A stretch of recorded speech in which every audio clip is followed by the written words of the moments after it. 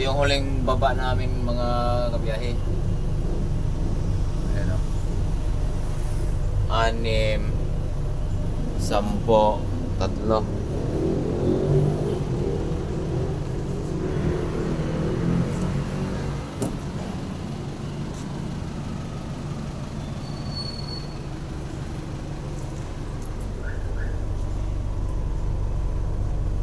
Gamit natin ay Isuzu IPV.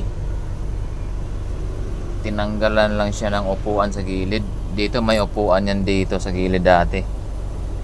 Gitangtang kay para dili mausik ang space ba.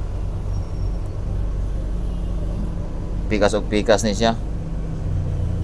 Gitangtang ang lingkuranan og naran akong kauban no.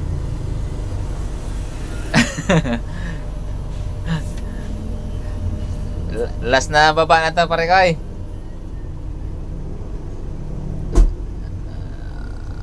Okay, abot na akong kauban.